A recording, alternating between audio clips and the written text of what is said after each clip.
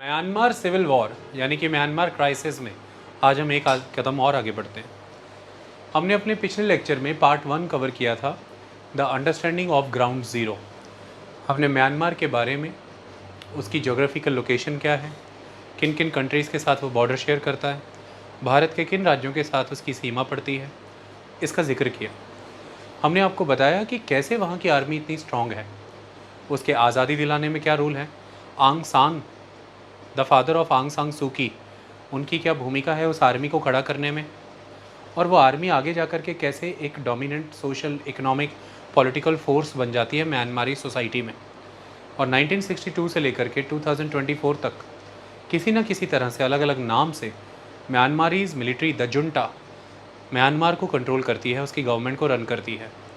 मतलब एक लंबा सैन्य शासन है म्यांमार में, जिसके तहत हमने देखा कि 2021 में डेमोक्रेटिकली इलेक्टेड लीडर और गवर्नमेंट, जिसे हम कहते हैं the national league for democracy the party, और उनके लीडर आंग सान सू की, उन्हें अरेस्ट कर लिया गया।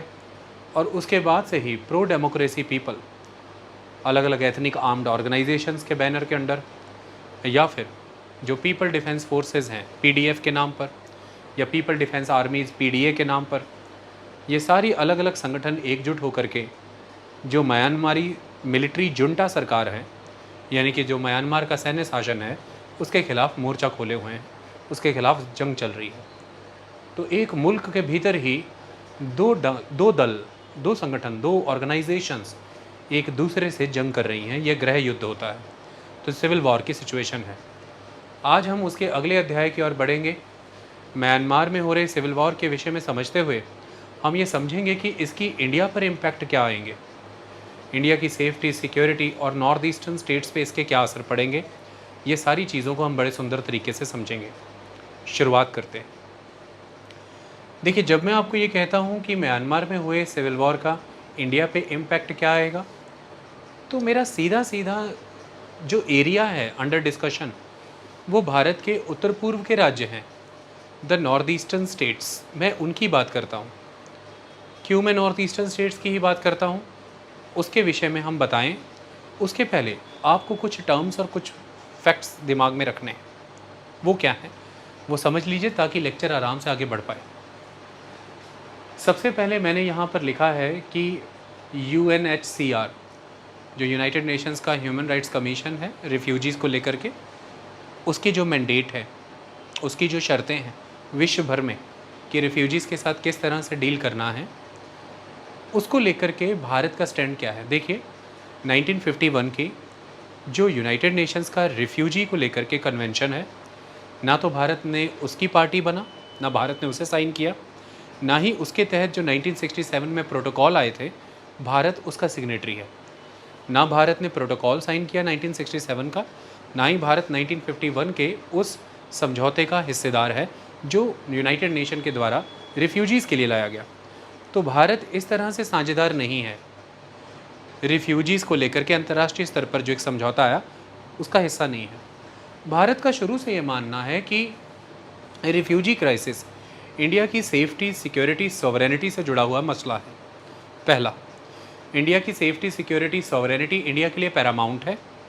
उसके बाद भारत रिफ्यूजीज़ के विषय में ह्यूमैनिटेरियन योगदान जो भी देना बनता है वो देगा।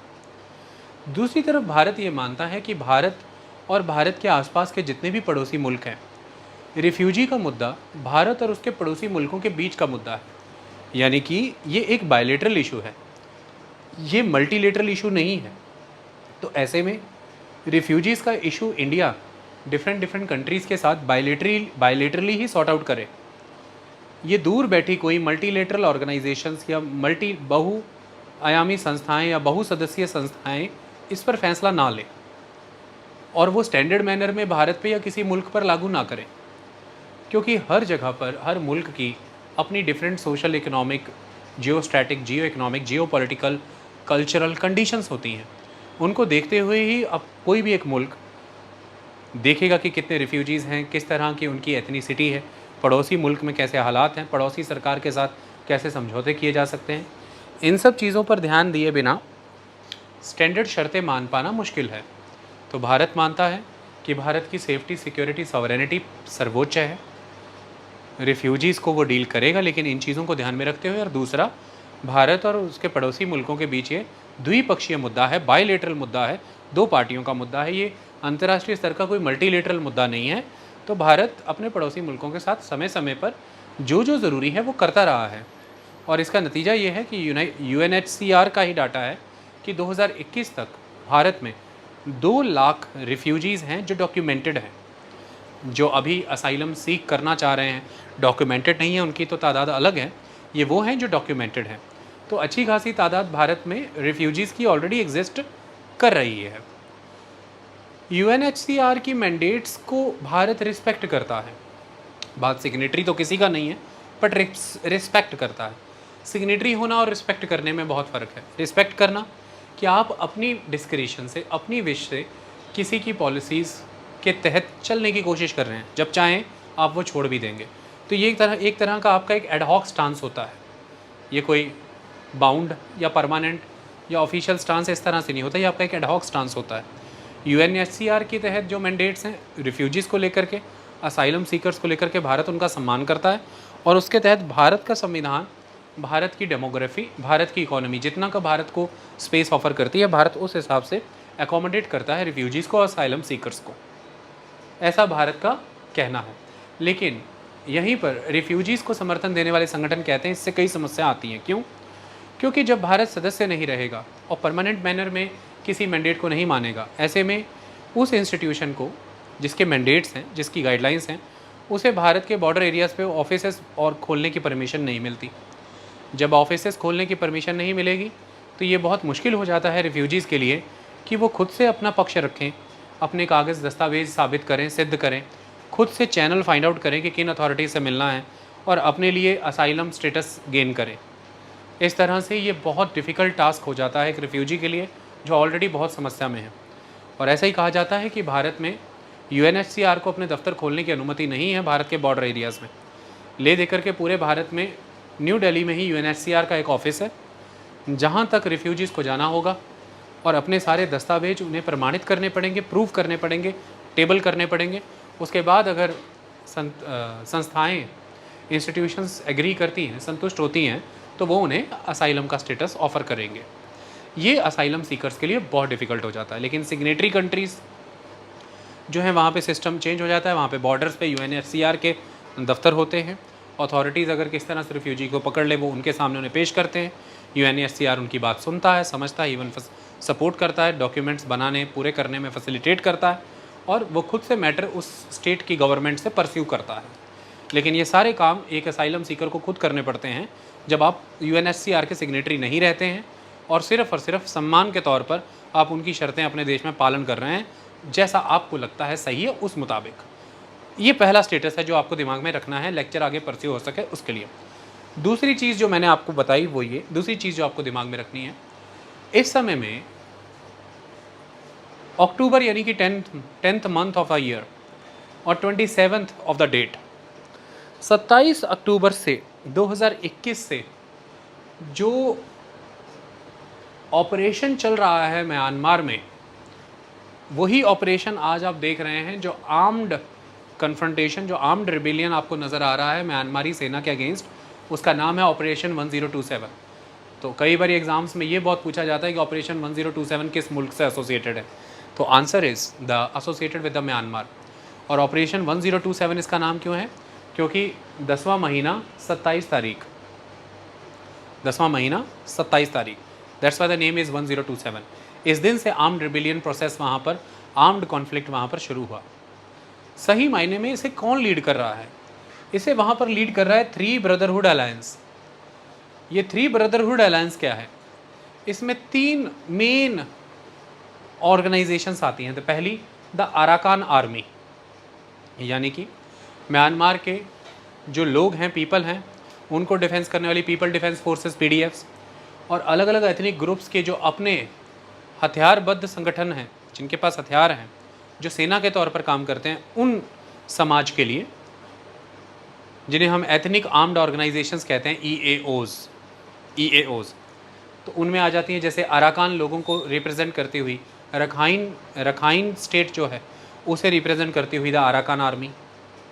इसी तरह से दूसरी the Myanmar National Democratic Alliance Army, इसके अंदर बहुत सारे आ जाते हैं, दैट इज़ MNDAA।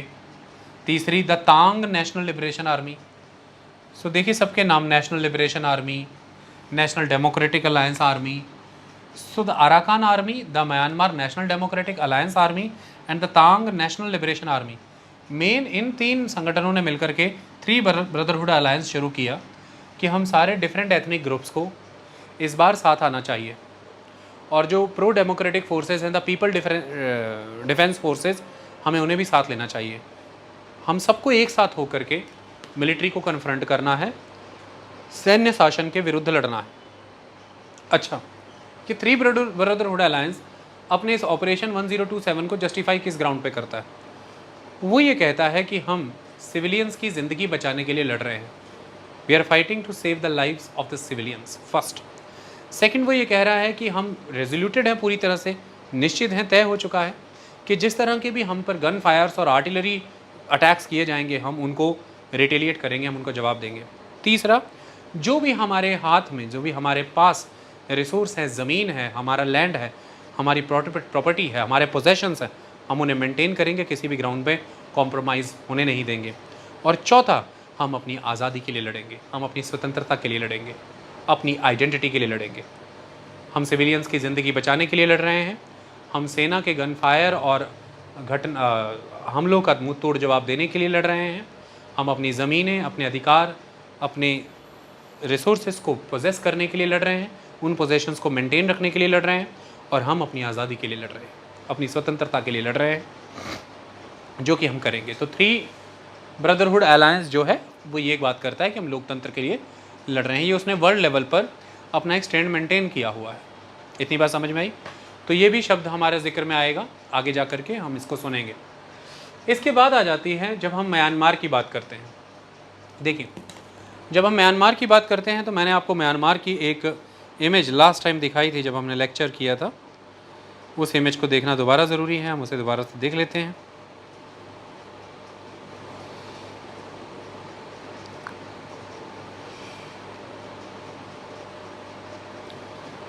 इमेजेस एक तो कहाँ चली जाती हैं भाई?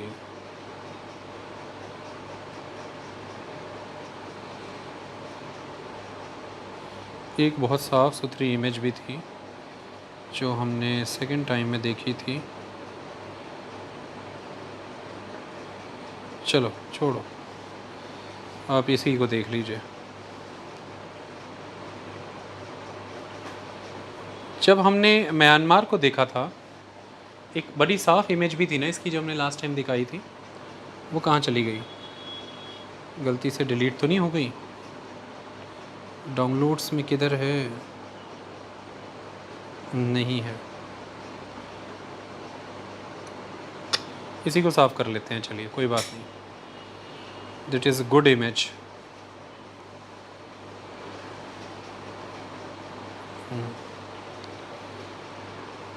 दो सेकंड रुकिए, ज़रा साफ़ हो जाए, ये साफ़ नहीं होगी। देखिए, यहाँ पर मैं आपके सामने मैंने ये नाम लिखे हैं। वो कौन से नाम हैं? एथनिसिटी पर बेस्ड स्टेट्स। चिन, कैचिन, देखिए काचिन, चिन। आगे बढ़ते हैं, कया, काइन, मोन। ध्यान से देखिए, कया, काइन, मोन, काइन, कया, मोन। देखा, मोन, काइन, कया, है ना। रखाइन, शान, रखाइन, शान। तो ये कैचिन, चिन, रखाइन, शान, कया, काइन, मौन, क्या है ये एथनिसिटी बेस्ड स्टेट्स हैं म्यांमार के। यहाँ पर एथनिक ग्रुप्स का, छोटी छोटी जनजातियों का, उनका दबदबा है, जो कल्चरल कस्टम मैनर वाइज बाकी कम्युनिटी से डिस्टिंक्ट हैं। अब इन एथनिसिटी को अलग कर दूँ तो बाकी म्यांमार कैसे बटा है? तो ये 7 स्टेट्स हैं, म्यांमार की 7 states based on the ethnicity. चिन, काचिन, कया, काइन, मोन, रखाइन एंड शान। अच्छा, म्यांमार की 7 एडमिनिस्ट्रेटिव डिवीजन्स हैं, जो किस बेस पर हैं? मेजॉरिटी कम्युनिटी है बामार, द बामार मेजोरिटी, अब वो कौन सी हैं? वही सारी, अय्यरवादी, बागो, मागवे, मांडले, सगैंग, तनिंथरे, यंगून। तो ये देखिए आपके सामने, ये देखिए सगैंग, सगैंग, ये देखिए मांडले, ये देखिए मागवे, ये देखिए अय्यरवादी, देखिए यंगून, देखिए बागो।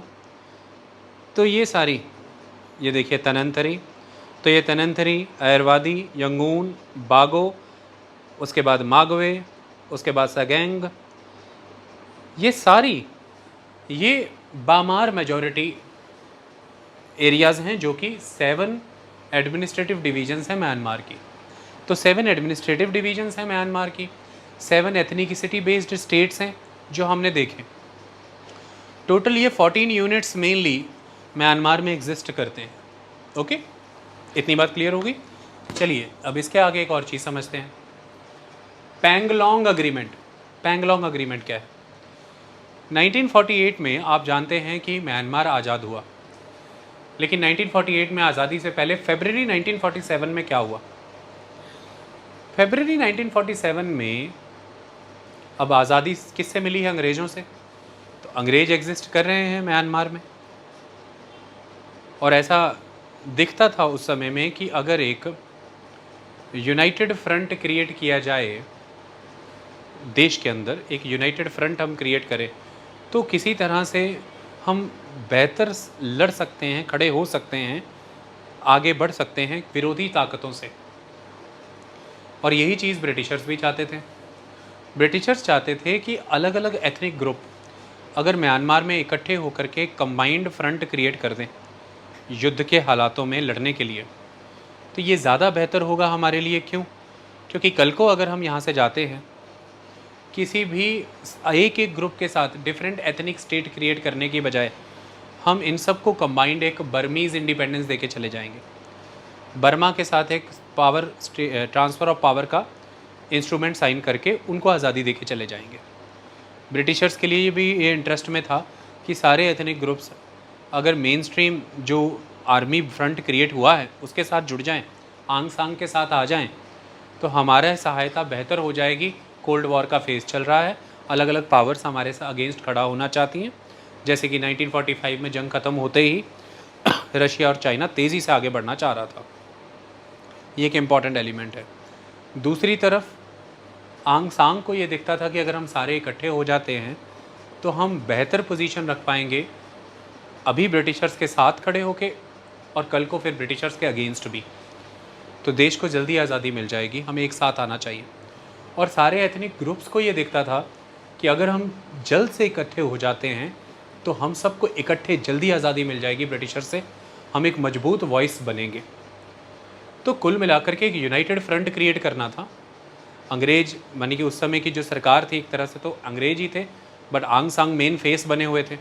तो अंग्रेज, आंग सांग और अलग अलग एथनिक ग्रुप्स ये सब एक साथ आने वाले थे। एक कॉन्फ्रेंस हुई थी उस समय में शान स्टेट के पैंगलोंग में, और उसे ही पैंगलोंग अग्रीमेंट कहा गया, जिसमें ये कहा गया कि एक यूनाइटेड फ्रंट क्रिएट करेंगे, हम सब इकट्ठे आएंगे और आगे जाकर के देश को आज़ादी भी मिल जाएगी। ये अग्रीमेंट आगे जाकर के सबने अपने अपने हिसाब से इंटरप्रेट किया। इस अग्रीमेंट में एक बड़ी जादुई चीज़ है, वो ये कि जो अलग अलग एथनिक ग्रुप्स हैं उनका कहना ये है कि इस अग्रीमेंट में कहीं भी ये नहीं था कि एक इंडिपेंडेंट यूनाइटेड बर्मा बनाना है। इस अग्रीमेंट में ये था कि हमें यूनाइटेड होना है कि हमारी ताकत अभी मजबूत हो, जो कि हम जंग में जाने वाले हैं, और हमें यूनाइटेड होना है ताकि हम मजबूत होकर आज़ादी ले सकें। पर कहीं भी ये नहीं था कि हमें यूनाइटेड इसलिए होना है कि हम आज़ाद होकर के एक यूनाइटेड बर्मा बनाएं। इसलिए उन डिफरेंट एथनिक ग्रुप्स का ये कहना था कि हम इकट्ठे इसलिए आए क्योंकि हमने एक कॉमन एनिमी से खुद को आज़ाद करवाना था। लेकिन आगे जाकर के हम सबको अपनी अपनी इंडिपेंडेंस मिलेगी, हमें पैंगलोंग एग्रीमेंट इस तरह से इंटरप्रेट हुआ, क्योंकि ये एग्रीमेंट स्वतंत्रता देने वाला था। और हम मानते हैं कि हमारी अपनी इंडिपेंडेंट आइडेंटिटी होनी चाहिए, सॉवरेन। हमें एज अ कम्युनिटी अपना सॉवरेन स्टेट चाहिए। हम मेजॉरिटी कम्युनिटी द्वारा लीड किए जाने वाले, बामार कम्युनिटी द्वारा लीड किए जाने वाले एक मेजॉरिटी स्टेट का हिस्सा नहीं बनना चाहते, मार्जिनलाइज रह के। तो ये पैंगलोंग एग्रीमेंट जो उस समय में फरवरी 1947 में हुआ, यहीं से डिफरेंट डिफरेंट एथनिक ग्रुप्स ने उसी समय से जब अपनी रेजिस्टेंस ऑफर करी, 1948 में आज़ादी हो गई, उसके बाद 1949 से ये प्रोसेस स्टार्ट हो गया कि सभी ethnic armed group ethnic groups ने एक रेजिस्टेंस ऑफर करनी शुरू कर दी। किसको? द मेन स्ट्रीम गवर्नमेंट को, द गवर्नमेंट। और गवर्नमेंट के सामने यही चुनौती थी जो हमने पिछले लेक्चर में देखा कि एक यूनाइटेड बर्मा बनाना है, सभी एथनिक ग्रुप्स को साथ लेकर के आना है। और आप जानते हैं कि 1947 में ही असैसिनेशन हो गया था आंग सान का, और उसके बाद 1948 में जब देश आज़ाद हुआ तो जिनके हाथ कमान गई, जो राष्ट्रपति, आंग सान जितना कैरेक्टर और स्टेटस नहीं था उनका, तो उनके लिए हमेशा ये चुनौती बनी रही कि वो डिफरेंट ग्रुप्स को एक साथ कैसे लाए। तो टर्बुलेंस का माहौल हमेशा बना रहा था। और एक समय तो ऐसा भी आ गया था कि 1958 से 1960 के बीच में उन्हें खुद सेना को बुलाना पड़ा था कि आप आइए, इंटरवीन करिए और स्टेट को रन करिए। जब केयर टेकर गवर्नमेंट के रूप में सिस्टम वर्क किया, तो कुल मिलाकर के ये इशू आज का नहीं है, ये आज़ादी के तुरंत बाद 1949 में ही इरप्ट हुई ये बातें कि पैंगलोंग अग्रीमेंट के तहत हम सबको अधिकार बनता है कि हम अपने लिए अपनी पॉलिटिकल इंडिपेंडेंट आइडेंटिटी मेंटेन करने की मांग रखें और हम अपने लिए एक इंडिपेंडेंट स्टेट कार्व आउट करें। इसके तहत जब गवर्नमेंट ऑफ बर्मा ने, जो कि पहले बर्मा ही था, 1989 में नाम बदला है और म्यांमार हुआ है। 1988 में जब क्रांति हुई बर्मा में, तो तब वहाँ पे एक ऑर्गेनाइजेशन बनी, हो आपको पता है उसका नाम क्या है? State Law and Order Restoration Council. ये State Law and Order Restoration Council ने ही बर्मा का नाम बदल के म्यांमार किया है, क्योंकि उनका मानना था कि हमारा ओरिजिनल पुराना नाम म्यांमार ही है, बर्मा नाम तो अंग्रेज़ों ने दिया है। तो ऐसे में ये 1949 में जब इन और एथनिक ग्रुप्स ने अपनी आइडेंटिटी मांगना शुरू किया, अपने लिए इंडिपेंडेंट स्टेटस मांगना शुरू किया, तो उस समय में जो म्यांमार की सेना है इसने इनका विरोध करना शुरू किया, उनकी वॉइस को दबाया गया, सप्रेस किया गया। तब से उन्होंने अपने मिलिटेंट फ्रंट खड़े कर दिए, मतलब तब से उन्होंने अपने आर्म्ड ग्रुप्स क्रिएट कर लिए। ये आर्म्ड ग्रुप्स कोई नई चीज़ नहीं है, तब से हैं, और उन आर्म्ड ग्रुप्स की मदद से वो लगातार तब से आज दिन तक संघर्ष करते आ रहे हैं अपने देश की सरकारों से। कुछ ऐसा सही हालात आज़ादी के बाद भारत के नॉर्थ ईस्ट में भी बना था, आपको याद हो, और आज़ादी के बाद तुरंत तभी उसी समय से armed forces Special Power Act जैसी चीज़ें भारत के नॉर्थ ईस्ट में लगी हुई हैं, जिसके तहत आर्म्ड फोर्सेस को स्पेशल पावर दी गई है। लंबी एक मुहिम नागालैंड की चली अपने आप को एक इंडिपेंडेंट स्टेट बनाने के लिए। आज भी हमने अरुणाचल प्रदेश जैसे इलाकों में इनर स्टेट परमिट का प्रोविज़न रखा है, नागालैंड में इसी तरह के प्रोविजंस रखे हैं। हमने बहुत सारे प्रोविजंस लाए, हमने शेड्यूल 5 के तहत ओवरऑल देश की ट्राइब्स को एक्नॉलेज किया और ट्राइब्स को कई अधिकार दिए, जिसमें कि तमाम राज्यों में, तमाम स्टेट्स में ट्राइब्स को देखते हुए गवर्नर को, प्रेसिडेंट को विशेष अधिकार दिए गए हैं सरकार के मुकाबले। जबकि शेड्यूल 6 के तहत नॉर्थ ईस्ट के 4 राज्यों में हमने स्पेशलाइज्ड प्रोविज़न किए कि जो जहाँ पर ये पर्टिकुलर ट्राइबल कम्युनिटीज़ डोमिनेट कर रही हैं, उनकी अपनी ऑटोनॉमस कैरेक्टर की ट्राइबल काउंसिल्स होंगी, जिन्हें ऑटोनॉमस डिस्ट्रिक्ट काउंसिल्स या ऑटोनॉमस ट्राइबल काउंसिल्स कहा जाता है, और वो अपने लिए law making, rule regulation, even judicial provisions खुद देखेंगे। तो हमने किसी तरह से एकोमोडेट किया, इस तरह से उनको कई तरह की ऑटोनॉमी दे करके। हमने पावर का भी यूज़ किया, साथ साथ हमने काउंटर इंसर्जेंसी ऑपरेशंस भी चलाए, हमने काउंटर इंसर्जेंसी फ्रंट भी यूज़ किया, हमने लॉज का मदद ली, Arm Forces Special Power Act जैसी चीज़ें, हमने डेमोक्रेटिक प्रोविजंस को कंटिन्यू रखा उन जगहों पे, people to people content maintain रखा, और सबसे बड़ी चीज़ हमने लगातार वहाँ पर जिस तरह की ऑटोनॉमी की रिक्वायरमेंट थी, उनके कल्चर, कस्टम, मैनर को इंटैक्ट रखने के लिए हमने वो एक्सटेंड किया। ऐसे ही हालात म्यांमार भी झेल रहा था। म्यांमार के भी अलग अलग एथनिक ग्रुप अपने लिए सॉवरेन स्टेटस चाहते थे और वहाँ की सरकारों के खिलाफ वो खड़े थे, और वहाँ की सरकारों ने उनके खिलाफ जिस तरह के सख्त स्टैंड लिए जा सकते हैं वो लिए। तो उन एथनिक ग्रुप्स ने तभी से अपने फेवर में अपने आर्म्ड ग्रुप्स खड़े कर लिए थे, ये मैं बताना चाहता हूँ। तो ये है Panglong agreement. The conference took place in the Shan State in 1947 between the Burmese government Britishers, Aung San and representatives of the Chin, Kachin and Shan communities. और ये कहा गया था कि एक यूनिफाइड फ्रंट खड़ा करते हैं, जिसकी बाद में डिफरेंट इंटरप्रिटेशन हुई इस अग्रीमेंट की, और वहाँ से क्रिएट हुआ कैओस और कन्फ्यूजन आज दिन तक वहाँ पर जिस जंग के रूप में खड़ा है वो आपके सामने है। एथनिक आर्म्ड ऑर्गेनाइजेशंस कौन सी हैं? देखिए, EAO, जैसे काचिन पीपल के लिए द काचिन इंडिपेंडेंस आर्मी KIA, जैसे शान पीपल के लिए शान स्टेट आर्मी SSA, जैसे वा पीपल के लिए यूनाइटेड वा स्टेट आर्मी UWSA, इस तरह से अलग अलग कम्युनिटीज़ ने अपना अपना आर्म्ड ग्रुप वहाँ खड़ा किया हुआ है। ये सारी इकट्ठी होती हैं एक सिंगल नेम के अंदर, that is ethnic armed organisations. Okay, ये कोलैबोरेट हो रखी हैं इस समय किनके साथ? प्रो डेमोक्रेटिक अलायंसेस जो PDAs हैं और पीपल डिफेंस फोर्सेस जो PDFs हैं।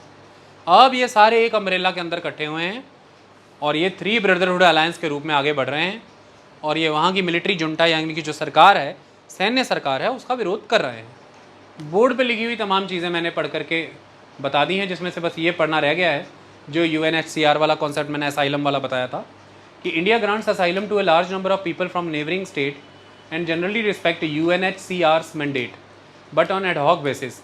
As a result, UNHCR is not permitted to set up registration centers on India's borders, placing the onus on arriving asylum seekers to navigate the complex asylum process, which requires that they travel to New Delhi, the location of UNHCR's only office in India. Okay? ये सारा मैंने बता दिया। अब हम process को आगे बढ़ाएं। प्रोसेस को आगे बढ़ाने के लिए हम आपको कुछ नक्शे, कुछ चीज़ें दिखाना चाहते हैं। आप उनके बारे में पहले विचार करिए, फिर हम आगे बात करते हैं।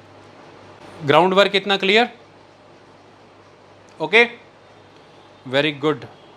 इंडिया के नॉर्थ ईस्ट को देखिए इमेजेस में, फिर हम आगे के कॉन्सेप्ट को समझते हैं कि भारत पर क्या इम्पैक्ट पड़ रहे हैं इस रीजन के। हमने ये फ़ोटो पहले भी आपके साथ डिस्कस की थी, आप दोबारा से इसे देखिए। देखिए 1643 किलोमीटर का बॉर्डर म्यांमार के साथ भारत शेयर करता है।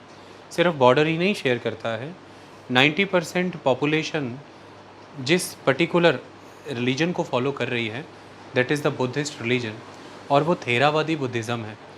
इसका ओरिजिन प्लेस भी इंडिया ही है। भारत और भूटान यानी भारत और म्यांमार आपस में हेरिटेज और कल्चर भी शेयर करता है। भारत और Myanmar bay of Bengal share करता है, तमाम चीज़ें शेयर करता है। सिर्फ यही नहीं, भारत और म्यांमार में बहुत से एथनिक ग्रुप शेयर होते हैं जिनके बारे में अभी मैं बात करूंगा। ऐसे में ये नॉर्थ ईस्ट के स्टेट्स अरुणाचल प्रदेश, नागालैंड, मणिपुर, मिज़ोरम ये बॉर्डर शेयर करते हैं। इसके अलावा त्रिपुरा, आसाम, मेघालय, ये सिक्किम, ये सारे 7 north eastern state plus Sikkim, total 8 states हैं। हम इन 7 स्टेट्स को 7 सिस्टर्स भी कहते हैं नॉर्थ ईस्टर्न। अब देखिए मेन लैंड इंडिया से कनेक्ट अगर नॉर्थ ईस्ट को करना है तो यहाँ पर देखिए एक बहुत ही नैरो पैसेज है। यहाँ से हमारी गाड़ियाँ, हमारी रेलवे लाइनें, हमारी बसेस, सब कुछ यहाँ से गुजरेगा। क्यों? क्योंकि इस तरफ ये बांग्लादेश है, इस तरफ ये नेपाल आ जाता है, इस तरफ ये भूटान आ जाएगा और कुछ चाइना भी आ जाएगा। मैं अभी दिखाऊंगा आपको। बस इतना नैरो सा ही स्पेस है जिसकी मदद से ये पूरा नॉर्थ ईस्ट इंडिया के मेनलैंड से जुड़ा हुआ है। मैं आपको दूसरी इमेज दिखाता हूँ, ध्यान से देखिए। ये सभी स्टेट्स नॉर्थ ईस्ट के आपने देख लिया। ये भूटान आ गया, ये भूटान है, ये बांग्लादेश है। ऊपर के रीजन में क्या है वो भी हम अभी समझ लेते हैं। देखिए देखिए ये जिस नैरो स्पेस की मैं बात कर रहा हूँ, देखिए इंडिया इसी नैरो स्पेस के वाया एक्सटेंड होता है और ऊपर सिक्किम है, और इस तरफ चला जाए तो ये बाकी का सारा, ये बाकी का इंडिया है। ये सारे नॉर्थ ईस्ट के स्टेट्स हैं, उत्तर पूर्व के राज्य। अब इंडिया अगर आगे बढ़े तो नॉर्थ ईस्टर्न स्टेट जो हैं वो बे ऑफ बंगाल को टच नहीं करते। North eastern states land locked है, क्योंकि बे ऑफ बंगाल को टच करेगा बांग्लादेश और बे ऑफ बंगाल को टच करता है Myanmar. North eastern states India के टच नहीं करते। तो अब इंडिया और नॉर्थ ईस्टर्न स्टेट्स के बीच में, इंडिया के नॉर्थ ईस्टर्न स्टेट्स के बीच में एक तो बांग्लादेश आ गया, ऊपर भूटान है, इस तरफ नेपाल है, और यहाँ पर ये चाइना का तिब्बत प्रांत है, तिब्बत प्रांत की चुंबी वैली है। तो सिर्फ इसी कॉरिडोर के वाया इंडिया जुड़ सकता है नॉर्थ ईस्टर्न स्टेट्स के साथ। ये सिलीगुड़ी कॉरिडोर है, यहाँ पे वेस्ट बंगाल का क्षेत्र सिलीगुड़ी है। ये सिलीगुड़ी कॉरिडोर, ये एक तरह से चिकन नेक, जैसे मुर्गी का गला है, ये उस तरह की शेप, इसे आप चिकन नेक के रूप में पुकारते हैं। आप बाकी की इमेजेस देखेंगे तो क्लियर हो जाएगा। इसको थोड़ा और अच्छे से समझने के लिए देखिए।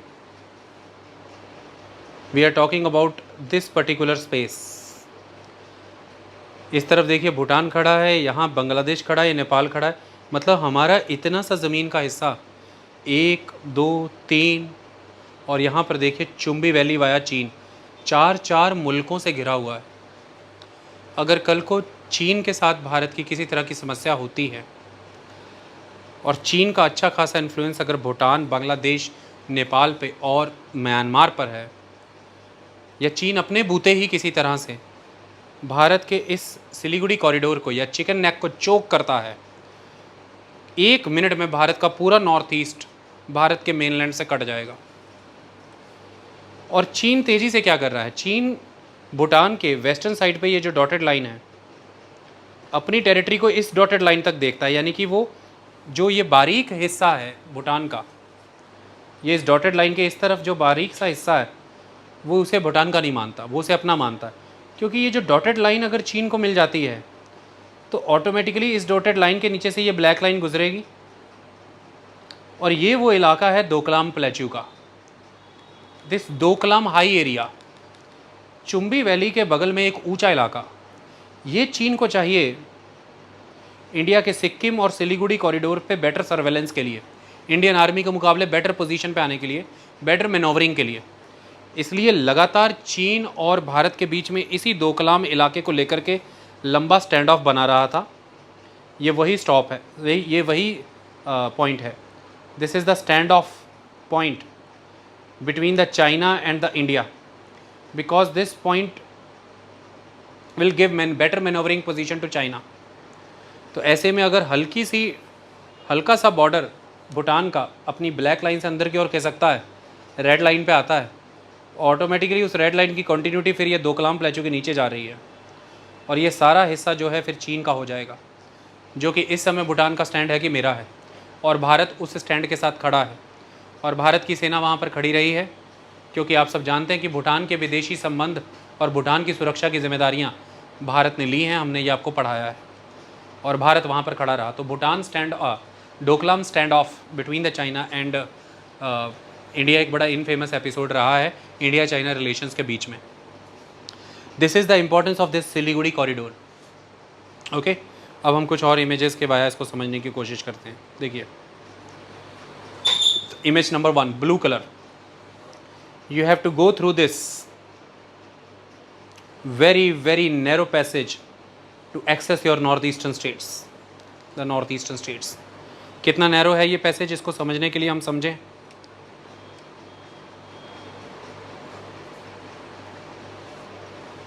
ये इस पॉइंट पर सिर्फ 20 किलोमीटर चौड़ा है, ओनली 20 किलोमीटर ब्रॉड, और ये इस पॉइंट से इस पॉइंट तक 60 किलोमीटर लंबा है।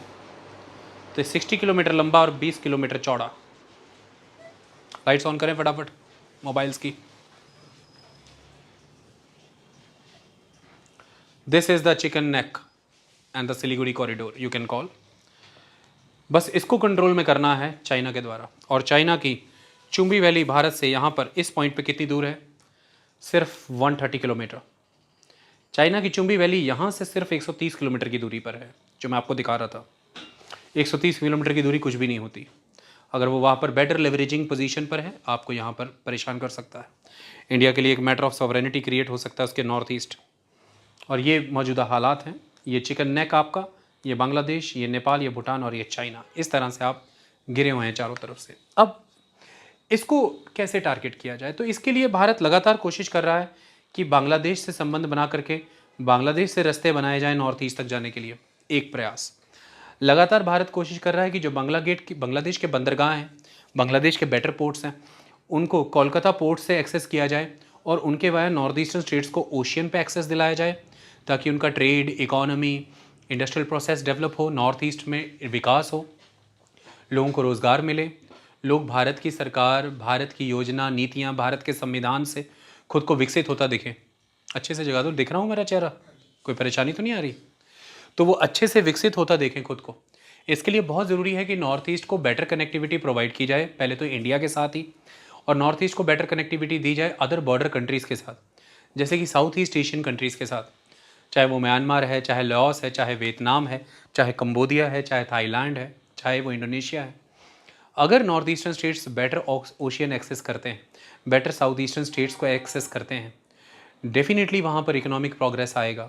बड़े बड़े उद्योगपति हमारे मेनलैंड इंडिया से नॉर्थ ईस्टर्न स्टेट्स में इन्वेस्ट करना चाहते हैं। अगर उन्हें ये दिखता है कि नॉर्थ ईस्टर्न स्टेट्स में इन्वेस्ट करने के बाद immediately south east Asian countries में उनके प्रोडक्ट बिकते हैं, और वो कैसे बिकेंगे? अडानी ग्रुप है, अंबानी ग्रुप है, वो नॉर्थ ईस्ट में बेअंत इन्वेस्ट करना चाहता है। लेकिन प्रॉब्लम क्या है कि एक तो वहाँ पर पॉलिटिकल स्टेबिलिटी लाई जाए, सेकंड वहाँ की जो कल्चरल ग्रुप्स हैं उनकी जो ये ऑब्जेक्शंस हैं कि हमारी आइडेंटिटी ख़त्म होती है जब बाहरी लोग आते हैं, हमारे रिसोर्सेज बाहरियों के कंट्रोल में दिए जाते हैं, उनके इस कस्टम कल्चर मैनर और आइडेंटिटी इशू को रिजॉल्व किया जाए और कंपनियों के लिए फ्रेंडली एटमॉस्फेयर वहाँ बनाया जाए इन्वेस्टमेंट के लिए, तो ये लोग वहाँ जाएंगे। लेकिन इनका मानना यह है कि हमारे वहाँ जाने का बेनिफिट क्या है? अगर हमें बेटर मार्केट्स एक्सेस हों, हमें मार्केट्स कैसे एक्सेस हो सकती हैं? आप हमें ओशियन पे एक्सेस दीजिए, बे ऑफ बंगाल पे, आप हमें साउथ ईस्टर्न एशियन कंट्रीज़ पे एक्सेस दीजिए। उस पे एक्सेस देने के लिए क्या ज़रूरी है? नॉर्थ ईस्टर्न स्टेट्स को ओशियन से जोड़िए और नॉर्थ ईस्टर्न स्टेट्स को साउथ ईस्ट एशियन कंट्रीज से जोड़िए। ये दोनों चीज़ें करने के लिए क्या ज़रूरी है? Better ocean connectivity, ocean trade routes and better land connectivity via the road and the railway. ये तो एक इश्यू है ही है। नॉर्थ ईस्ट में स्टेबिलिटी लाने के लिए ये हम कर ही रहे हैं कि नॉर्थ ईस्ट के युवाओं को रोज़गार मिले, नॉर्थ ईस्ट के नेचुरल रिसोर्सेज भारतीय उद्योग इस्तेमाल करें, भारत विकसित हो, सभी लोग विकसित हों, इंडिया की पोजीशन स्ट्रेंथन हो, इंडिया का नॉर्थ ईस्टर्न स्टेबल होगा, इंडिया की सॉवरेनिटी, इंडिया की सेफ्टी और सिक्योरिटी बेटर स्टेट में आ जाएगी, युवाओं को रोज़गार मिलेगा, वहाँ विकास होगा, जनजातियाँ, आदिवासी समुदाय भी विकसित होंगे और भारत के नॉर्थ ईस्टर्न बॉर्डर सिक्योर और सेफ हो जाएंगे, हम मजबूत हो जाएंगे, चाइना का प्रभाव कम हो जाएगा। ये सारी चीज़ों के लिए ज़रूरी है वहाँ पर एजुकेशन के नेटवर्क को एक्सपेंड करना, वहाँ पर बेटर एम्प्लॉयमेंट अपॉर्चुनिटीज़ क्रिएट करना, वहाँ पर लगातार चुनाव होना और पॉलिटिकल स्टेबिलिटी लाना और वहाँ की कम्युनिटीज़ की आइडेंटिटी को प्रिजर्व प्रोटेक्ट करना और इन्वेस्टमेंट्स बढ़ाना। ये नहीं हो सकता है जब तक पड़ोसी मुल्कों के साथ अच्छे रिश्ते नहीं होंगे। और इन सब का इनडायरेक्ट रिजल्ट भारत को ये मिलेगा कि भारत चिकन नेक कॉरिडोर पे डिपेंडेंस रिड्यूस कर पाएगा, भारत की फ्रेजिलिटी कम होगी, नॉर्थ ईस्ट के साथ कनेक्ट होने के लिए भारत को 4-5 अल्टरनेटिव रूट मिल जाएंगे और जब भी कभी समस्या का माहौल आएगा, जब भी कभी मान लीजिए भारत और चीन में संबंध बिगड़ते हैं, कोई ऐसी दिक्कत आती है, भारत अपने अदर रूट्स के वाया अपने नॉर्थ ईस्ट को एक्सेस कर पाएगा। उस कॉन्टेक्स्ट में भारत ने कई प्रयास किए, जिनमें से सबसे बड़ा प्रयास है Kaladan multi modal transit project. ये Kaladan multi modal transit project क्या है, ध्यान से समझिए। हमने इस पर स्पेसिफिक लेक्चर कवर किया हुआ है, बट आज के लेक्चर के हिसाब से मैं आपको बताता हूँ। कलादान रिवर है म्यांमार में, सितवे बंदरगाह है, सितवे पोर्ट है म्यांमार में। एक तो भारत का कोलकाता हाई पोर्ट है बंदरगाह वेस्ट बंगाल में, और उस तरफ से रखाइन स्टेट, जो रखाइन स्टेट है म्यांमार का, वहाँ पे सितवे पोर्ट है।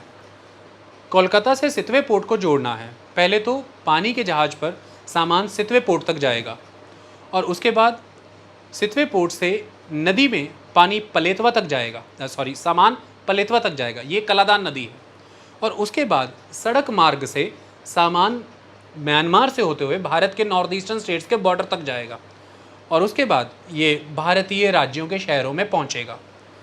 इस तरह से north eastern states of India को ओशियन का एक्सेस मिल जाएगा, इंडियन मेनलैंड से कनेक्ट हो जाएंगे और म्यांमार के साथ भारत के संबंध और मजबूत होंगे, आर्थिक तौर पर हम एक दूसरे के साथ जुड़ेंगे। मैं इस प्रोजेक्ट के बारे में आपको बताना चाहता हूँ, आप एक बार इसको देख लीजिए। ये Kaladan multi modal transit transport project है। मल्टी मॉडल मतलब इसमें कई मोड यूज़ होंगे, एक मोड यूज़ होगा इसमें ओशियन का, एक मोड यूज़ होगा रिवर का, एक मोड यूज़ होगा लैंड का। That's why it is a multi modal. Okay, तो यहाँ पर आप देखिए, आप कोलकाता से शुरू होते हैं और आप हुगली नदी का इस्तेमाल करेंगे, आप आगे बढ़ते हैं। 539 किलोमीटर का सी रूट है, कहाँ तक? सितवे तक।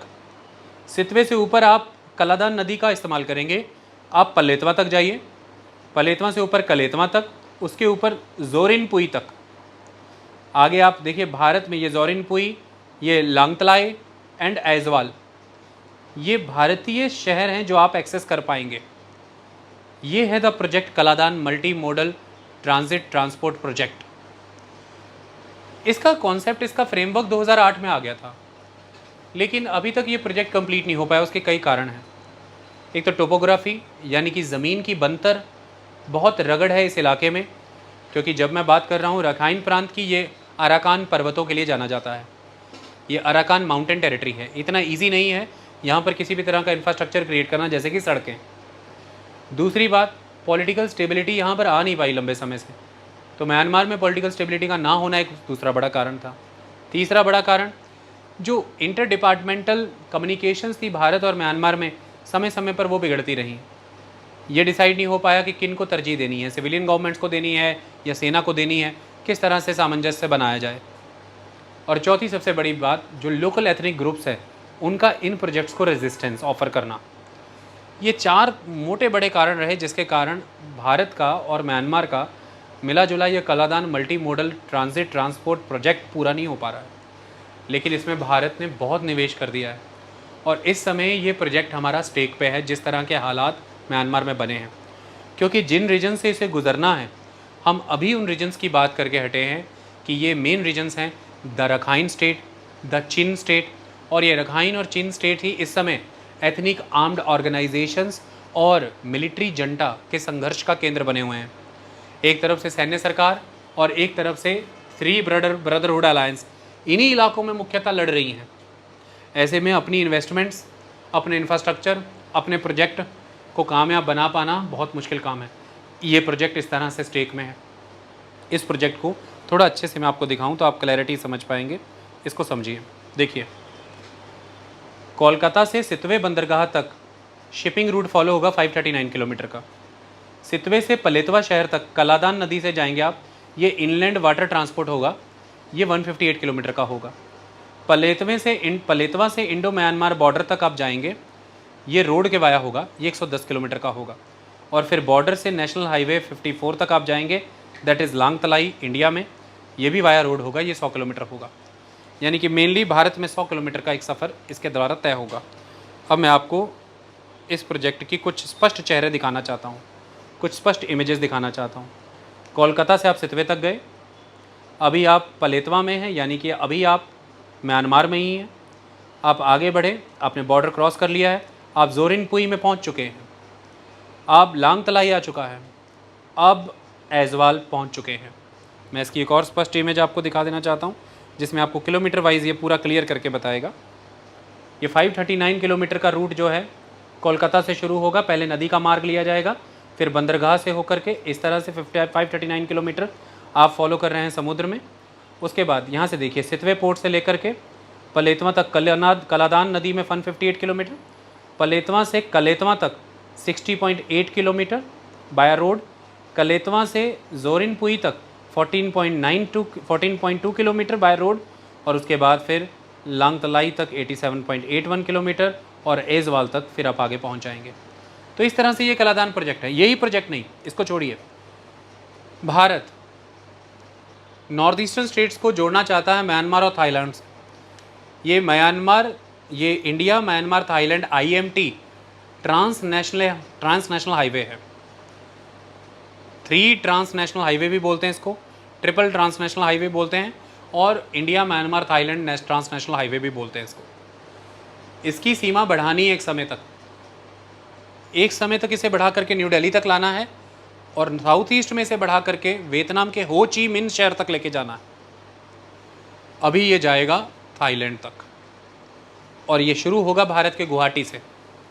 ये एक बहुत बड़ा इन्वेस्टमेंट है जिसके वाया भारत अपने बे ऑफ बंगाल रीजन में, पैसिफिक ओशन और Indian ocean, Indo Pacific region में, साउथ चाइना सी रीजन में, फिर वो जो नैरो स्ट्रेट ऑफ ट्रांजिशन है द मलक्का स्ट्रेट, उस रीजन में अच्छा खासा रीजनल होल्ड बनाना चाहता है। भारत चाहता है कि भारत की नॉर्थ ईस्ट की इन देशों के साथ बेहतर कनेक्टिविटी बने, people to people contact strong होंगे। जब भी कभी भारत के नॉर्थ ईस्टर्न स्टेट्स में किसी भी तरह की कोई इंसर्जेंसी या आर्म्ड रिबेलियन एक्टिविटीज़ होती हैं और वो लोग किसी भी तरह से कोई सेफ हेवन पाते हैं साउथ ईस्टर्न स्टेट्स में, भारत बेटर कनेक्ट कर पाएगा इन मुल्कों की सरकारों के साथ, इन इंफ्रास्ट्रक्चर्स को यूटिलाइज़ कर पाएगा। और जब भारत के निवेश होंगे वहाँ पर, उन मुल्कों की निवेश होंगे इन प्रोजेक्ट्स में, सभी मुल्कों के इंटरेस्ट आपस में जुड़ेंगे। सुरक्षा सभी बहाल करना चाहेंगे, सभी को इकोनॉमिक डेवलपमेंट चाहिए, सभी स्टेबिलिटी चाहेंगे, सभी मिल करके क्रैकडाउन करेंगे इस तरह के ग्रुप्स को। भारत को बहुत मदद मिलेगी इस तरह से। भारत कामयाब होगा चाइना के इस एरिया में बढ़ते हुए, इस रीजन में बढ़ते हुए इन्फ्लुएंस को रोकने में। चाइना रीजनली बहुत स्ट्रांग होता जा रहा है इस इलाके में। चाइना का बेल्ट एंड रोड इनिशिएटिव के तहत चाइना ने म्यांमार में काफ़ी इन्वेस्टमेंट किया है। मैं वो इन्वेस्टमेंट्स भी अभी आपको दिखाऊंगा। चाइना लगातार यहाँ पर रेल लाइन, गैस पाइपलाइंस और क्रूड ऑयल पाइपलाइंस और डीप सी वाटर पोर्ट्स, कई तरह के स्पेशल इकोनॉमिक जोन्स और कई तरह के डैम, कई तरह के माइनिंग्स डेवलप कर रहा है, मेंटेन कर रहा है, ऑपरेशनलाइज कर रहा है। और ये चाइना की larger belt and road initiative और चाइना म्यांमार इकोनॉमिक कॉरिडोर का हिस्सा है। चाइना अपनी लैंडलॉक्ड यूनान प्रोविंस को बे ऑफ बंगाल का एक्सेस देना चाहता है, और अगर ऐसा होता है, जो कि हो रहा है, चाइना का म्यांमार पे बेटर कंट्रोल होगा और उन सभी एथनिक स्टेट्स को चाइना बेटर एक्सेस कर पाएगा। ये आने वाले समय में भारत के नॉर्थ ईस्ट के लिए खतरा भी हो सकता है। हम इस विषय को भी अभी समझेंगे इमेजेस के बाद। पहले आप 3 स्टेट यानी कि India, Myanmar, Thailand transnational highway की एक इमेज देखिए, आप उसे समझने की कोशिश करिए। मौजूदा समय में ये कितना एग्जिस्ट कर रहा है और एक समय तक ये कहाँ चला जाएगा। देखिए, इसको इस तरह से एक्सटेंड होना है। ये न्यू दिल्ली से होते हुए, चिकन नेक कॉरिडोर से होते हुए, मणिपुर के मोरे से एंटर हो जाएगा म्यांमार में, और ये म्यांमार से होते हुए इस तरह से थाईलैंड के बैंकॉक तक चला जाएगा। ये थाईलैंड में एंटर करेगा माय साउथ से, तो भारत के मोरे से ये म्यांमार में एंटर करेगा और उसके बाद ये माय साउथ से थाईलैंड में एंटर कर जाएगा और ये बैंकॉक में जाके ख़त्म होगा। इस तरह से इंडिया को Bay of Bengal region, Bay of Bengal से ऑलरेडी सितवे पोर्ट से होकर के सड़कें ऊपर की ओर जा रही हैं, तो भारत बे ऑफ बंगाल से बेटर कनेक्ट हो जाएगा। भारत पूरी तरह से ये जितना भी ये साउथ चाइना सी रीजन है और ये सारे छोटे छोटे सीज एरिया हैं, इनसे कनेक्ट हो जाएगा। यहाँ से गुजरने वाली, आगे नीचे जा कर के देखेंगे narrow water body the state of Malacca, उसे बेटर एक्सेस कर सकता है, कंट्रोल कर सकता है। इस रीजन की पॉलिटिक्स को, इकोनॉमी को भारत इन्फ्लुएंस कर सकता है, चाइना के इन्फ्लुएंस को काउंटर कर सकता है और अपने उत्तर पूर्व के राज्यों का विकास कर सकता है, सुरक्षा सुनिश्चित कर सकता है, मिलिटेंसी को बेटर टैकल कर सकता है। इसके अलावा इसकी एक और इमेज है, वो इमेज भी लगभग सेम ही है, बस वही इमेज है जो यहाँ पर एग्जिस्ट कर रही है। It is the Myanmar Thailand trilateral highway, India Myanmar Thailand trilateral highway. Okay, is that clear? ये भारत के 2 बड़े इंफ्रास्ट्रक्चर इन्वेस्टमेंट्स हैं और इंटरेस्ट हैं इस समय में म्यांमार में। पहला है the Kaladan multi modal transit transport project और दूसरा है India Myanmar Thailand trilateral highway project, जो कि दोनों अभी विकसित हो रहे हैं। दोनों अलग अलग स्ट्रेचेस में कुछ डेवलप हो चुके हैं, कई लेवल पर परमिशंस की अभी वेट है, आने वाली बाकी हैं, लेकिन कई तरह की टर्बुलेंसेस के कारण अभी मुकम्मल नहीं हो पाए हैं। और ये बहुत ज़रूरी है। भारत की एक्ट ईस्ट पॉलिसी, जो कि पहले लुक ईस्ट पॉलिसी होती थी, वही अब एक्ट ईस्ट पॉलिसी है कि साउथ ईस्ट एशिया के मुल्क के लोगों के साथ हमारे नॉर्थ ईस्ट के लोग अपनी एथनिसिटी शेयर करते हैं, उनके साथ कल्चरल टाइज़ हैं, हम इनके साथ कई तरह की इकोनॉमिक कॉमननेस शेयर करते हैं, कल्चरल हेरिटेज, तमाम कंट्रीज़ में बुद्धिज़्म का इन्फ्लुएंस है, हम शेयर करते हैं, हमारे हिस्टोरिकल टाइज़ रहे हैं और आने वाले समय की उभरती बाज़ार, उभरती जनसंख्या के केंद्र यही हैं, तो क्यों नहीं हम इनके साथ बेहतर जुड़ें। तो भारत की लुक ईस्ट पॉलिसी, जो बाद में एक्ट ईस्ट पॉलिसी हुई, ये प्रोजेक्ट उसके मेन अंग, जो कि तेज़ी से प्रभावित हो रहे हैं म्यांमार में आ रहे इस सिविल वॉर के टर्बुलेंस के कारण। ओके, अब इसके बिल्कुल उलट अगर आप चीन का विकास देखना चाहते हैं तो चीन ने क्या किया है। चीन का ये यूनान इलाका है, यूनान में ये कुनमिंग का इलाका है। चीन की लैंडलॉक्ड प्रोविंस है यूनान, वो उसे बे ऑफ बंगाल का एक्सेस देना चाहता है। ऐसे में रखाइन प्रांत में क्वाकफू में श्वा गैस पाइपलाइन, मतलब द श्वा गैस सेंटर, वहाँ से लेकर के कुनमिंग तक यूनान प्रोविंस में, रखाइन प्रांत के क्वाकफू से लेकर के यूनान प्रांत जो चाइन का है उसके कुनमिंग तक ये ऑयल पाइपलाइन बिछाई गई है। आई बात समझ में? और ये श्वा गैस स्टेशन है म्यांमार का। सिर्फ इतना ही नहीं, इससे आगे समझाते हैं आपको। ये सारी चीज़ों का विकास हुआ है पिछले कई समय में। वो कैसे? आप देख सकते हैं, ये चाइना है, ये इंडिया है, बीच में ये म्यांमार आ रहा है। चाइना का ये यूनान का इलाका है। हम आगे बढ़ते हैं। चाइना के यूनान में और म्यांमार के बीच में जो इम्पोर्टेंट इलाके हैं वो कौन से हैं? देखिए, ये है चिनशेवा, ये चिनशेवा एक इम्पॉर्टेंट पोजीशन है। ये है मूस, चिनशेवा, मूस, कानपिकेती, ये इम्पॉर्टेंट इलाके हैं। ये चिनशेवा मूस इलाकों में यहाँ पर China border economic cooperation zones बना रहा है, यानी कि बॉर्डर लेवल पर इकोनॉमिक कॉपरेशन हो सके दोनों मुल्कों में, it's a border economic cooperation zones. ये फर्स्ट एलिमेंट। सेकंड, ये रखाइन प्रोविंस इलाके में क्वाकफू में ही China gas and oil pipeline को 2013-14 से ही ऑपरेट कर रहा है। सेकंड, यहीं पे deep sea port and factory zone create कर रहा है, एक गहरे समुद्र का बंदरगाह तैयार कर रहा है, उसे मैनेज करेगा।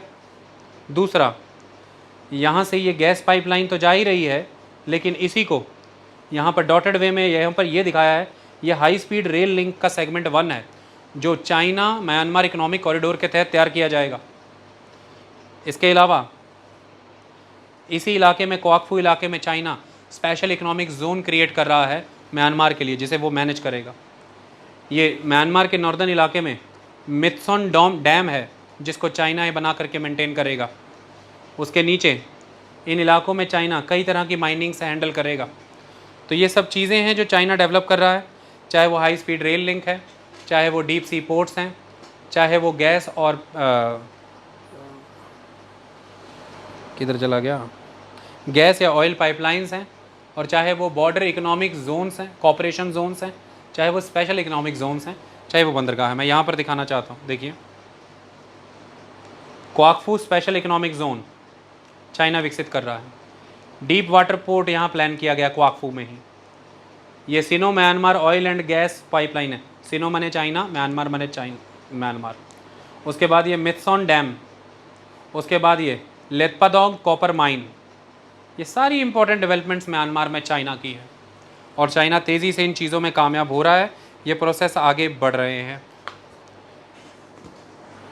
मेजर कहानी ये है कि चाइना के पास एक बड़ी एडवांटेज है इंडिया के मुकाबले। China United nation security council के 5 परमानेंट मेंबर्स में से एक परमानेंट मेंबर है। ऑटोमेटिकली ही सभी मुल्कों को इंडिया के मुकाबले वो इसलिए फिर मजबूत दिखता है कि यूनाइटेड नेशन सिक्योरिटी काउंसिल में अगर कभी भी अपने फेवर में कोई पॉलिटिकल या इकोनॉमिक काम करवाना हुआ, क्योंकि चाइना बतौर परमानेंट मेंबर या तो कोई प्रपोज़ल ला सकता है या वीटो कर सकता है, तो चाइना के साथ इस मामले में दोस्ती ज़्यादा बेहतर पड़ती है किसी भी मुल्क को। भारत के पास ये ताकत नहीं है, क्योंकि वो यूनाइटेड नेशन सिक्योरिटी काउंसिल के 5 परमानेंट मेंबर्स में नहीं आता। इसका उदाहरण देखने को मिलता है जब यूनाइटेड नेशन सिक्योरिटी काउंसिल में 2019 में म्यांमार की मिलिट्री जुंटा के द्वारा 2017-18 में रखाइन प्रोविंस में रहने वाले जो रोहिंग्या मुस्लिम्स हैं उनके खिलाफ़ जब एट्रॉसिटीज़ की गई, तो उस समय में चाइना के पास गई कौन, आंग सान सू की, और चाइना ने ही वीटो किया यूनाइटेड नेशन सिक्योरिटी काउंसिल में म्यांमार के फेवर में। तो इस तरह से म्यांमार की जो सरकार है, सैन्य सरकार है या सिविलियन सरकार है, एक झुकाव उनका रहता है चीन के प्रति, क्योंकि चीन के पास यूनाइटेड नेशन सिक्योरिटी काउंसिल में परमानेंट सीट है, भारत के पास नहीं। लेकिन दूसरी तरफ भारत की एक एडवांटेज है, दुनिया के कोई भी मुल्क जो चीन से संबंध रखते हैं और फिर भारत से संबंध रखते हैं, वो सभी जानते हैं कि भारत एक बहुत ही रिलायबल, ट्रस्टवर्दी और सेफ पार्टनर है, जिसके कोई हिडन एजेंडाज नहीं रहते, जो किसी तरह से कोई कोवर्ट एजेंडा को परस्यू नहीं करता है, और ऐसे में वो कभी भी इम्पीरियलिस्ट टेंडेंसी नहीं रखता।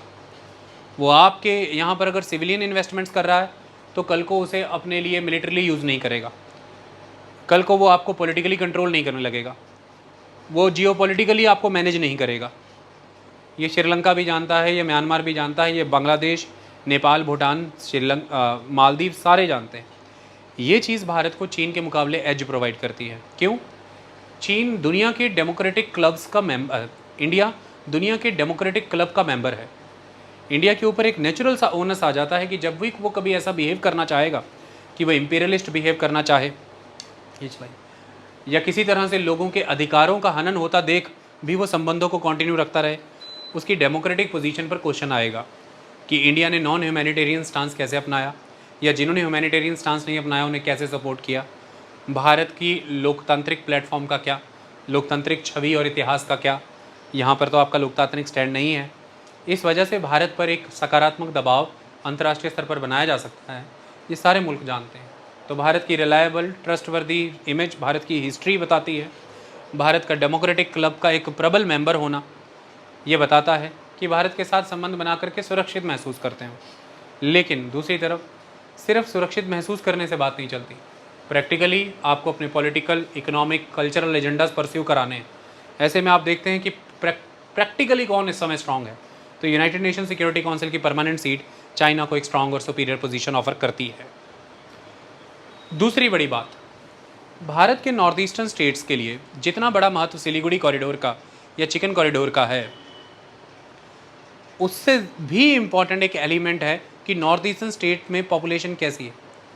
लगभग 430 diverse ethnic groups north eastern states में रहते हैं, और नॉर्थ ईस्टर्न स्टेट्स में रहने वाले ये ग्रुप, जैसे आप मणिपुर के ही कुकी ग्रुप की बात करिए, मिज़ोरम में कुकी हैं, जोमी हैं, मिज़ो ग्रुप्स हैं, ये सब एथनिकली किन के भाई बंधु हैं, किन के साथ खुद को जोड़ते हैं।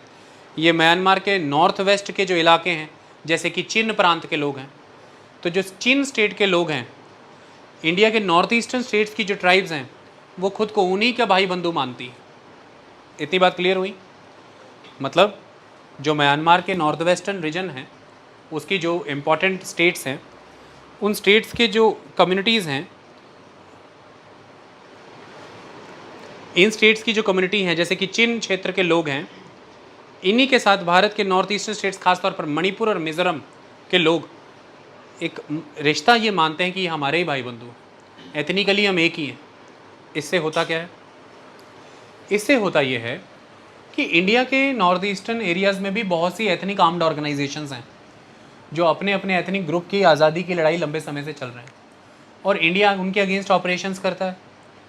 जब इंडिया उनके अगेंस्ट ऑपरेशंस करता है, तो हमेशा से ये एक स्टैंड रहा है कि जो मिलिट्री शासन रहा है म्यांमार का, उस मिलिट्री शासन ने भारत का समर्थन किया है, क्योंकि म्यांमार का मिलिट्री शासन भी अपने नॉर्थ वेस्ट बॉर्डर पर, अपने नॉर्थ बॉर्डर पर, नॉर्थ ईस्ट बॉर्डर पर एथनिक आर्म्ड ऑर्गेनाइजेशंस के हाथों परेशान है। भारत भी नॉर्थ ईस्ट में इन्हीं से खुद को खतरा देखता है। तो म्यांमार का मिलिट्री शासन हमेशा भारत सरकार का सपोर्टर रहा है, और भारत सरकार उनकी सपोर्टर रही है कंबाइंड ऑपरेशंस करने के लिए इन एथनिक आर्म्ड ऑर्गेनाइजेशंस के अगेंस्ट। तो इंडिया के नॉर्थ ईस्ट में जब भी कभी मिलिटेंसी हुई है, आर्म्ड रिबिलियंस हुए हैं, इंसर्जेंसीज हुई हैं, तो वो इंसर्जेंट्स या मिलिटेंट्स को सेफ़ हेवन मिलता है म्यांमार के नॉर्थ ईस्टर्न रीजन में, क्योंकि उनके भाई बंधु उन्हें वहाँ रख लेते हैं और वो वहाँ के जंगलों में चले जाते हैं।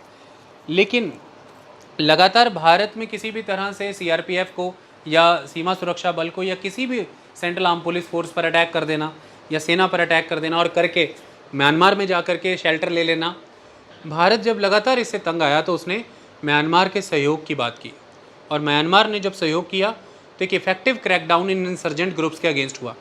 इसमें भारत ने भूटान का भी साथ लिया, बांग्लादेश का साथ लिया, म्यांमार का साथ लिया।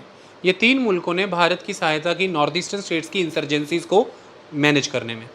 ऐसे में म्यांमार की मिलिट्री सरकार के साथ भारत की सहभागिता इस एक ग्राउंड पर भी रही है कि भारत के नॉर्थ ईस्ट में स्टेबिलिटी, सेफ्टी, सिक्योरिटी मेंटेन करने के लिए जो नॉर्थ ईस्टर्न इंसर्जेंट ग्रुप्स को काबू करना है, ऐसे में म्यांमार की मिलिट्री सरकार भारत का हमेशा समर्थन करती रही है और उसने ऑपरेशंस चलाए हैं, क्योंकि उसके अपने नॉर्थ वेस्टर्न लोगों पर पकड़ थी, वहाँ की जानकारी थी।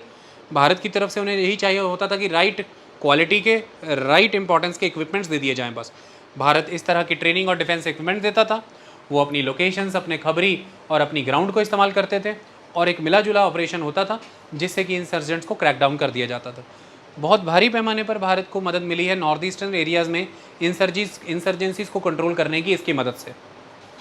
अगर म्यांमार में आज टर्बुलेंस है तो ये बड़ा सवाल खड़ा हो रहा है कि भारत को म्यांमारी मिलिट्री से आज क्या ऑफ़र होगा, क्योंकि वो म्यांमार मिलिट्री सरकार आज खुद अपने नॉर्थ वेस्ट में अपने मुल्क के एथनिकली आर्म्ड ऑर्गेनाइजेशन से निपट नहीं पा रही है, और उन एथनिक आर्म्ड ऑर्गेनाइजेशंस ने ही वो नॉर्थ वेस्टर्न रीजन्स को ऑक्यूपाई कर लिया है।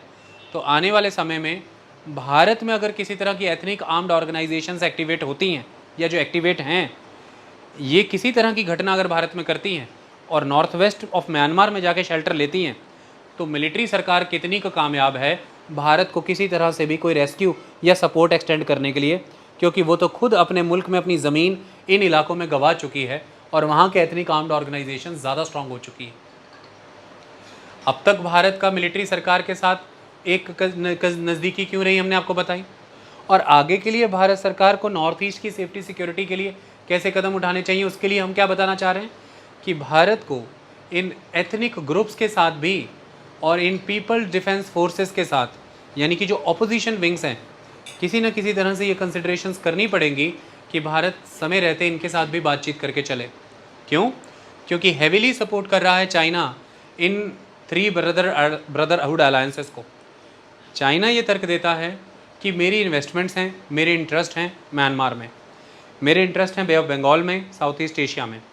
मुझे अपने बॉर्डर्स को, अपने इकोनॉमिक इंटरेस्ट को, अपनी पॉलिटिक्स को सेफ और सिक्योर करना है, और वो ये बहुत वोकल है इस मामले में। ऐसे में अगर 3 ब्रदरहुड अलायंस उन्हें कमिटमेंट के दें कि हम आपकी इन्वेस्टमेंट्स को, आपके प्रोजेक्ट्स को प्रोटेक्ट करेंगे, आगे बढ़ने में मदद देंगे, और जितनी भी तरह की ग्रुप्स की कोई रेजिस्टेंस आ रही है उन प्रोजेक्ट्स के फेवर में हम रिमूव कराएंगे।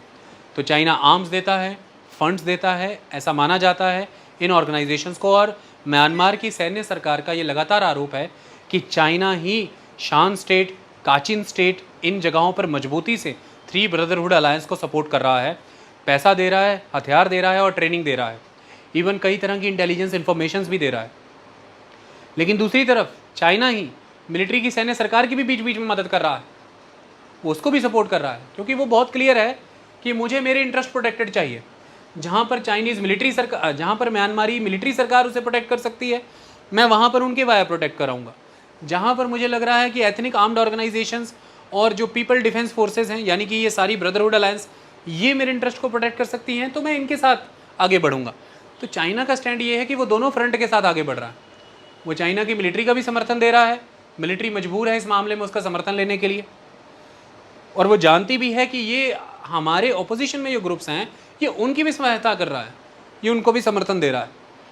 ऐसे में म्यांमार के नॉर्दर्न रीजन में, नॉर्थ वेस्टर्न रीजन में इस तरह के ऑर्गेनाइजेशंस और ग्रुप्स अगर स्ट्रांग हुए और म्यांमारी सेना कमज़ोर हुई और इन ऑर्गेनाइजेशंस को चाइना की सपोर्ट है, चाइना मदद कर रहा है, एक तो ये पहले बहुत बड़ी थ्रेट हो जाता है इंडिया की नॉर्थ ईस्टर्न सिक्योरिटी और सेफ्टी के लिए।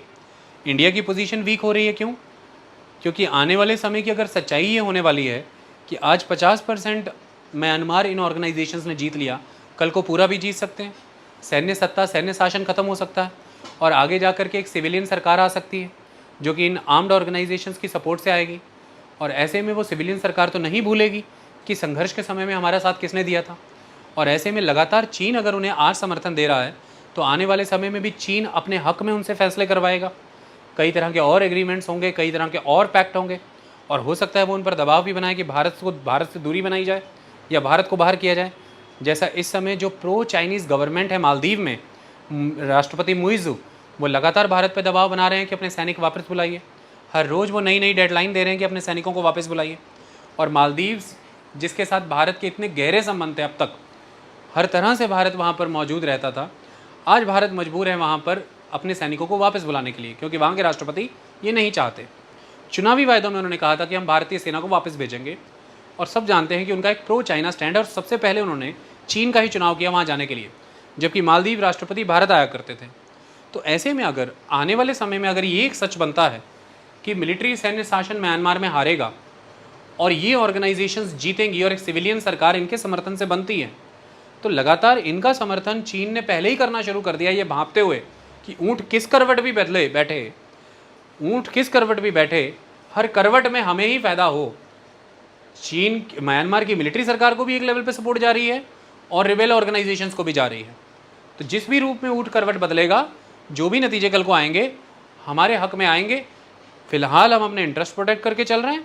फ्यूचर में जब भी कोई क्लियर हो जाएगा मैटर, सिविल वॉर खत्म हो जाएगी, सरकार अस्तित्व में आ जाएगी, हम अपने इंटरेस्ट को परस्यू करके चलेंगे कि आगे बढ़ाया जाए अब उनको। ऐसे में भारत के लिए ये बहुत बड़ा सवाल पैदा हो चुका है कि भारत वो जो अभी तक वहाँ की एक मिलिट्री सरकार को सपोर्ट कर रहा है, जिसने कि बहुत ही बैलेंस स्टैंड ले रखा है, जिसने भारत ने जब वहाँ पर आंग सान सू की अरेस्ट हुई, भारत ने ये कहा कि भाई डेमोक्रेटिक फोर्सेस को हम सपोर्ट करते हैं, डेमोक्रेटिक सिस्टम बने रहने चाहिए, और म्यांमार में हो रही घटनाओं पर हमारी पूरी नज़र है और हम चाहते हैं जल्दी शांति बहाल हो। लेकिन क्लियर कट मिलिट्री जंटा का कोई क्रिटिसिज्म या उनका विरोध ऐसा नहीं नज़र आया। जब 2017-18 में एट्रॉसिटीज़ हुई थी रोहिंग्यास पर, तब भी भारत ने ये कहा था कि हम मानवाधिकारों के लिए खड़े हैं, हमें लगता है कि पृथ्वी पर कहीं पर भी मानवाधिकारों का हनन नहीं होना चाहिए। लेकिन उस समय में भारत ने क्रिटिकली म्यांमार को क्रिटिसाइज नहीं किया था क्लियरली। लेकिन चीन खुलकर समर्थन कर रहा है, उसका स्टैंड बिल्कुल क्लियर आ जाता है, क्योंकि भारत लोकतांत्रिक है। भारत का अब तक का जो स्टैंड रहा उस हिसाब से भारत पर बहुत सी बाउंडेशंस रहती हैं। ऐसे में अब भारत के सामने ये चुनौती है कि अगर वो, थोड़ी देर के लिए इमेजिन करिए, अगर वो म्यांमार के जो नॉर्थ वेस्टर्न रीजन्स हैं, उन नॉर्थ वेस्टर्न रीजन्स में जो एथनिक आर्म्ड ऑर्गेनाइजेशंस हैं, अगर वो उनको सपोर्ट करता है फर्स्ट, तो सवाल ये खड़ा होता है कि उसका अपने नॉर्थ ईस्टर्न बॉर्डर पर जो एथनिक आर्म्ड ऑर्गेनाइजेशंस हैं उसके प्रति स्टैंड क्या होगा। अगर वो म्यांमारीज एथनिक आर्म्ड ऑर्गेनाइजेशंस को सपोर्ट करता है इंडिया इस समय, जैसा चाइना कर रहा है, तो इंडिया के नॉर्थ ईस्ट पे जो एथनिक आर्म्ड ऑर्गेनाइजेशंस हैं उसके साथ इंडिया का स्टैंड क्या होगा। फर्स्ट, नेचुरली इंडिया उनके साथ कैसे खड़ा है? इंडिया सख्ती से खड़ा है।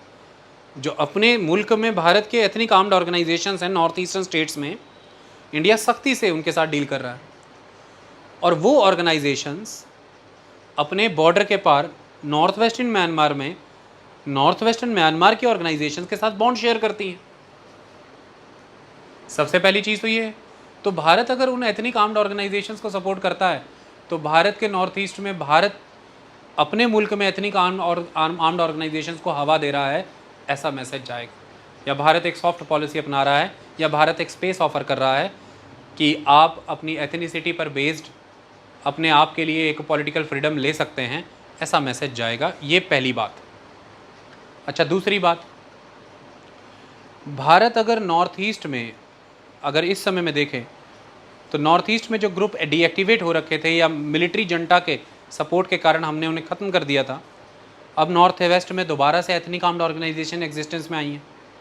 तो भारत के लिए ये दूसरी चुनौती बनती है कि मिलिट्री शासन तो वहाँ ख़त्म हो रहा है, म्यांमारीज नॉर्थ वेस्ट में एथनिक आर्म्ड ऑर्गेनाइजेशंस का दबदबा बढ़ रहा है, उन पे आगे चाइनीज़ का दबदबा बढ़ रहा है, और मेरे इंडिया के नॉर्थ ईस्टर्न स्टेट्स में इन्हीं के भाई बहन, यानी इन्हीं का जो कुनबा है वो किसी तरह से इंसर्जेंसीज करता था, और जब वो यहाँ से हमारे द्वारा क्रैकडाउन होना होता था वो सेफ शेल्टर पाते थे म्यांमार में। उस सेफ शेल्टर को म्यांमारी सेना ब्रेक करती थी, अब कौन ब्रेक करेगा। ऐसे में उन एथनिक आर्म्ड ऑर्गेनाइजेशन पे जो म्यांमार वाली हैं, चीन का दबदबा बढ़ा हुआ है। तो इंडिया की नॉर्थ ईस्ट की सिक्योरिटी और सेफ्टी का इशू भारत के लिए और मजबूत हो गया, क्योंकि वो फ्रेजिलिटी की तरफ बढ़ रहा है। लगातार चीन का बढ़ता हुआ दबाव भारत म्यांमार के उत्तरी क्षेत्रों में एथनिक आर्म्ड ऑर्गेनाइजेशंस में भारत के लिए चिंता का विषय बना हुआ है, क्योंकि भारत के उत्तर पूर्व राज्य में, खासतौर मिज़ोरम मणिपुर के क्षेत्र में जो आर्म्ड ऑर्गेनाइजेशंस अब तक काम कर रही थी एथनिक कैरेक्टर की, उनको क्रैकडाउन करने के लिए अब म्यांमार के नॉर्थ वेस्ट में कोई मिलिट्री सेना जैसी संस्थाएं नहीं मिलेंगी। उल्टा चीन का वहाँ दखल बढ़ रहा है, उल्टा वहाँ की एथनिक आर्म्ड ऑर्गेनाइजेशन स्ट्रांग हो रही हैं, तो वो इनका किस तरह से यूज़ ले सकती हैं भारत में कन्फ्लिक्ट भड़काने के लिए, भारत में परेशानियाँ पैदा करने के लिए, इंडियन सिक्योरिटी फोर्सेस को और ज़्यादा इंगेज करने के लिए किस तरह के स्टेप्स लिए जा सकते हैं, ये परेशानी का विषय है। अगली कहानी, कुछ चीज़ें और हैं। म्यांमार में जो नॉर्थ वेस्ट में एथनिक आर्म्ड ऑर्गेनाइजेशंस हैं, इनमें अभी फ़िलहाल टेम्परेरीली समझौते हो रखे हैं कि हम यूनाइटेड होकर के लड़ें, लेकिन कॉन्फ्लिक्ट में भी कॉन्फ्लिक्ट हैं, कॉन्फ्लिक्ट्स बहुत ही लेयर्ड हैं। कैसे? जैसे चिन स्टेट के अंदर आता है पलेतवा, रखाइन स्टेट के अंदर आता है सितवे। चिन स्टेट में जो पलेतवा आता है उसे अराकान आर्मी ने जीत लिया, कंट्रोल कर लिया, लेकिन चिन स्टेट के लोग, जो चिन पीपल हैं, वो इस बात से खुश नहीं है, क्योंकि चिन लोगों की अराकान लोगों से बनती नहीं, क्योंकि दोनों एथनिकली अलग हैं। अराकान लोग कहते हैं कि शुरू से ही पलेतवा की लोकेशन तो आपने देख ली है। अराकान आर्मी के लोग कहते हैं कि शुरू से ही पलेतवा अराकान पर्वत इलाके का हिस्सा था, ये हमारा एक इम्पॉर्टेंट शहर था, इसलिए ये हमारा बनता है। चिन लोग कहते हैं कि कई 100 सालों से तो हम यहाँ पर हैं, पलेतवा आपका कैसे हुआ। और पलेतवा एक इम्पॉर्टेंट कमर्शियल सिटी है। इस पूरे वेस्टर्न कोस्ट एरिया में अगर आपको डोमिनेट करना है, अपने आर्म्ड विंग को सस्टेन कराना है, पैसों की बहुत ज़रूरत है, और पैसों की ज़रूरतों की पूर्ति पलेतवा जैसे शहरों से हो सकती है, क्योंकि वो important trade and commerce, important commercial city के रूप में है। अराकान आर्मी अगर उसे कंट्रोल करती है तो वो मजबूत होती है as compare to the Chin people ये जानते हैं। लेकिन टेम्परेरीली फ़िलहाल इनमें समझौता हो रखा है कि चलिए फ़िलहाल तो हमारी जंग मिलिट्री जंटा से चल रही है, अभी हम इकट्ठे होकर के लड़ते हैं। लेकिन जैसे ही वो जंग कंक्लूड हो जाएगी और मिलिट्री जंटा हार जाएगी, तो ये समस्याएं कैसे हल होंगी, जैसे पलेतवा को लेकर के चिन और अराकान लोगों के बीच में। इस तरह के तमाम मिलिट्री हेडक्वार्टर्स और शहर जो इस तरह की अलग अलग एथनिक आर्म्ड ऑर्गेनाइजेशंस ने इस समय कंट्रोल कर लिए हैं, उसमें कंट्रोल किसी का है, लेकिन वहाँ की लोकल एथनिक ग्रुप दावा अपना रखता है। आने वाले समय में होने ये वाला है कि हम एक चीज़ को अभी समझ नहीं पा रहे हैं, और वो चीज़ ये है कि भारत अगर इस समय चीन की तरह एथनिक आर्म्ड ऑर्गेनाइजेशंस की मदद कर भी देता है म्यांमार में, तो होने क्या वाला है सुनिए। अभी सारे आपस में जुड़े हुए हैं क्योंकि उन सबको मिलिट्री जुंटा को हराना है, तत्मदा को हराना है, सैन्य शासन को गिराना है। लेकिन जब सैन्य शासन गिर जाएगा और सिविलियन सरकार गद्दी पे आ जाएगी, तो एनी हाउ उस सिविलियन सरकार को इस बात से तो निपटना होगा कि इन एथनिक ऑर्गेनाइजेशंस की इंडिपेंडेंस के सवाल का क्या, क्योंकि वो सारी ऑर्गेनाइजेशन इस समय तो यूनाइटेड लड़ रही हैं, क्योंकि वही 1947 वाली कहानी कि एनिमी कॉमन है, लेकिन कॉमन एनिमी के ख़त्म होने के बाद ही सबका एक ही क्वेश्चन होता है कि अब हमारी इंडिपेंडेंस का क्या। और आज भी वो कम्युनिटीज़ का जब इंटरव्यू करें, जब उनसे बात करें, तो वो बहुत क्लियर हैं कि वो अपने लिए एक सॉवरेन स्टेटस, इंडिपेंडेंट स्टेटस चाहती हैं।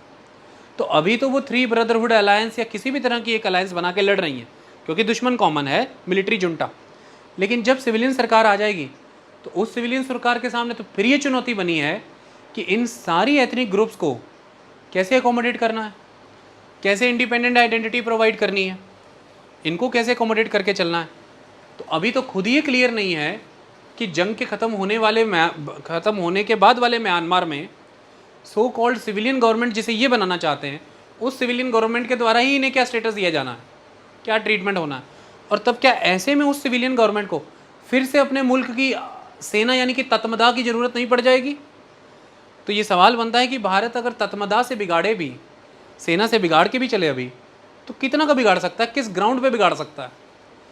क्योंकि सेना के साथ बिगाड़ने का तो कोई तुक नहीं बनता।